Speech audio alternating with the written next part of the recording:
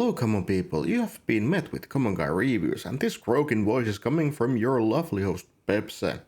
And yes, it is not a gag, I decided to make a new avatar for myself. And it is frog for now. Why? Because I feel like a toad from time to time. But to the movie of the day. From Beyond is a 1986 science fiction body horror film directed by Stuart Gordon. It is loosely based on the short story of the same name by H.P. Lovecraft. This movie is from the makers of Reanimator and even stars Jeffrey Combs, who was acting as Herbert West in Reanimator.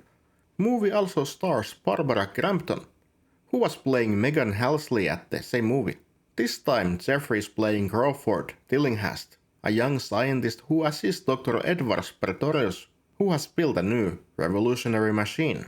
Pretorius thinks that there is another world on top of our own, and to see it we need to stimulate our pineal gland in our brains.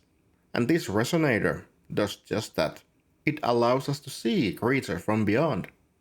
But those are dangerous. Pretorius then turns the machine to full power as he gets sort of drunk for the expansion of his consciousness. But then something comes and eats his head. Crawford is put into the mental asylum as nobody believes his rambling about floating creatures, machine, and the strange death of Pretorius. Only after Dr. Catherine McMichaels, a psychiatric, finds that his pineal gland is growing, she takes Crawford into her custody, and with a detective, Baba Brown Lee, they go and start to unravel this mystery. As it was in Reanimator, this movie has some comedic undertones, but not too much, so I won't say this time that it was a horror comedy, but it has some. Was it a bit clunky on acting side? Maybe. Jeffrey Combs executed his role well. He once again played a good scientist who was going a bit mad as time went forward. Apparently stimulating your pineal gland does that to you. The practical effects were nice. Floating creatures that looked like a fish attacked Crawford, and first I thought that oh no, they are going to use CGI creatures, but when that thing attacked, it switched to a gnarly looking animatronic and I was like, yeah, that is the shit. Even Dr. Pretorius comes back as a constantly mutating weird entity that has a body that shapeshifts and molds, and the animatronics they use are marvelous. Human mouths that stretch as other creatures crawl out of it. I could taste it. Of course everything was super wet and slimy as always. I don't know why they always use that, maybe it looks more realistic than a dry costume, but it's nice work nonetheless.